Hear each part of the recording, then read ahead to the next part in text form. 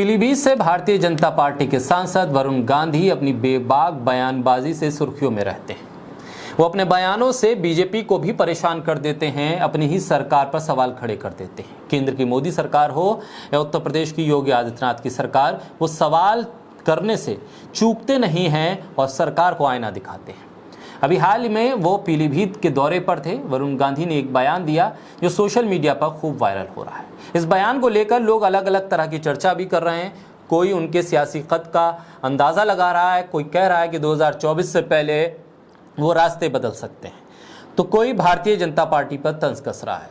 और इस अंदाज को लेकर वरुण गांधी हमेशा ही ट्रेंड कराते रहते हैं अपने उन बयानों को। वरुण गांधी के आर्टिकल जो ट्विटर के ज़रिए लोगों तक पहुंचते हैं, सोशल मीडिया के ज़रिए लोगों तक पहुंचते हैं, उनको पढ़ने के बाद अब लोग ये कह रहे हैं कि आने वाला चुनाव 2024 का वरुण गांधी बीजेपी से लड़ेंगे या फिर घर वापसी करते हुए कांग्रेस का रुख करेंगे। बोलता हिंदुस्तान पर मैं हूं आपके साथ फिर शाकिर अली।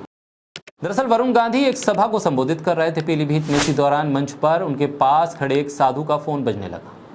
साधु कॉल रिसीव करते हैं तो सांसद के समर्थक उन्हें टोक देते हैं। ये देखकर वरुण गांधी कहते हैं कि ऐसा मत करो, पता नहीं महाराज जी कब सीएम बन जाए, फिर हमारा क्या होगा, समय की गति को समझा करो। वरुण गांधी आगे कहते हैं कि मुझे लगता है कि अब समय अच्छा आ रहा है।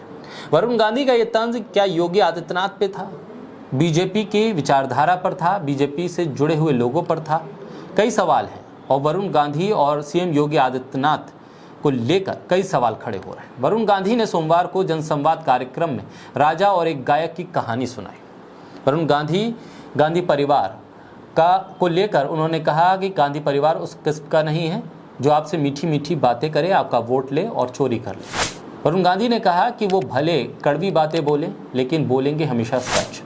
वो ऐसे व्यक्ति नहीं है जो केवल झूठा ड्रामा करके आपका वोट लेकर चले जाएं। इसके अलावा वरुण गांधी ने लोगों को नसीहत दी कि भेड़ चाल में वोट ना खींचिए।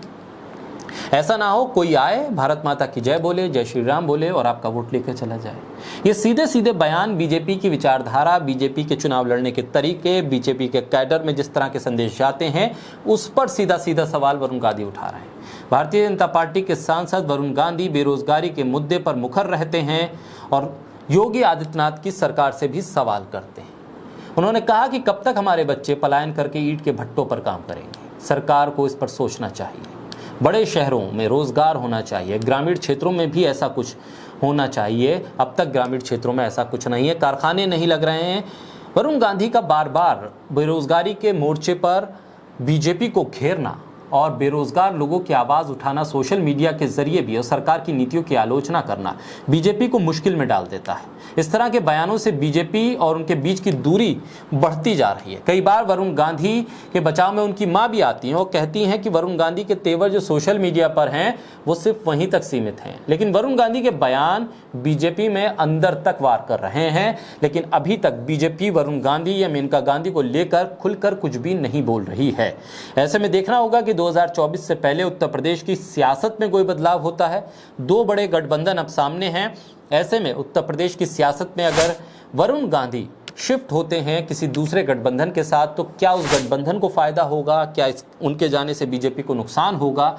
ये तमाम सवाल हैं। लेकिन वरुण गांधी अभी सीधे तौर पर किसी भी राजनीतिक सवाल का जवाब नहीं दे रहे हैं। वो अपने मुद्दों पर बात कर रहे हैं और मुद्दों के जरिए ही वोट मांगने के लिए कह रहे हैं और वोट देने के लिए भी कह रहे हैं।